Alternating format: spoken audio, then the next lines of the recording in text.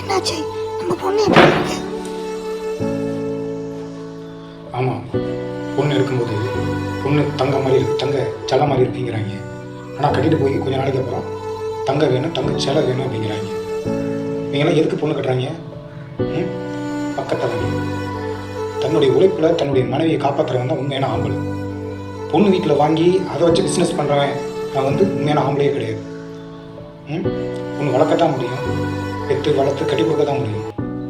இங்கே இருந்து அள்ளி கொண்டு வாங்கி கொடுக்க முடியுமா? முட்டாள். அதை கொடு, இதை கொடு.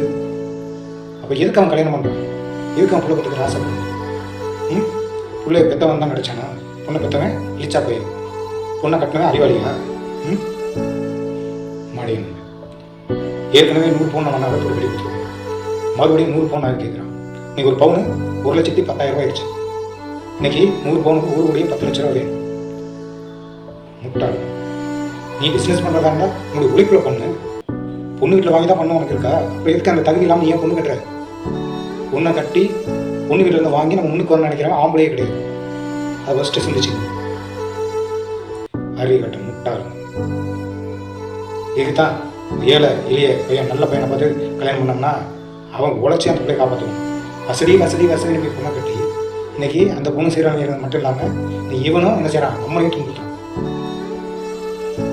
நாடு இப்படி போச்சுன்னா உருட்ட மாதிரி தான். முதல்ல அந்த வரதட்சணை கேட்க செருப்பை கட்டி அடிக்கணும்.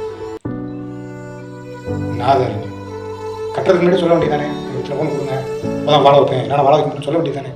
கட்டிட்டு போனதுக்கப்புறம் எனக்கு அதை கொடுங்க, இதை கொடுங்க, 10 லட்சம் கொடுங்க, 1 கோடி கொடுங்க, 100 பொண்ணு எக்ஸ்ட்ரா போடுங்க, நான் அந்த பொண்ணை எடுத்துக்கணும். ஏன் அப்படி தொலைய வேண்டியதானே? நாங்கள் சொல்லி தானே செய்கிறோம். என் பொண்ணுக்கு இவ்வளோ தான் செய்ய முடியும். நீதி எனக்கு அது வேணும் இது வேணும்னு கேட்குறவன் அவன் மனுஷனே கிடையாது, மனுஷ ஜென்மமே இல்லை. அதை புரிஞ்சு ஒரு குடும்பத்தில் பொண்ணு எடுக்கும்போது அவங்களுடைய நிலைமை என்ன, அவங்க இந்த அளவுக்கு செய்வாங்களா செய்ய மாட்டாங்களா அப்படின்னு உங்களுக்கு ஏற்ற மாதிரி போய் பொண்ணு எடுத்துங்க. அடிச்சுக்கிட்டு நாருங்க, போலீஸ் ஸ்டேஷன் போங்க, உங்களை யார் வேணாம்னு சொன்னாங்க. ஏழை எளிய மக்கள் வீட்டில் வந்துக்கிட்டு அதை பொண்ணு இதை போங்கன்னா என்னால் எங்கே போகிறது? நீ நகை விற்கிற விலையில் 1 பவுன் வாங்க முடியுமா? எனக்கெல்லாம் வேறு இந்த காலத்தில் பவுன் 2000 வந்துச்சு, 4000 வந்துச்சு, 6000 வந்துச்சு, 8000, 10,000 இன்னைக்கு 1 லட்ச ரூபாய்க்கு மேலே கொண்டு போயிட்டாங்க. இந்த கவர்மெண்ட் அவங்களுக்கு தான் ஆதரவாக இருக்குது. நம்ம மாதிரி ஏழை எளிய மக்களுக்கு ஆதரவாக இருக்கா? வண்டி ஓட்ட முடியல, பல நிலைமைக்கு இனிமேல் சைக்கிள் தான் ஓட்ட முடியல.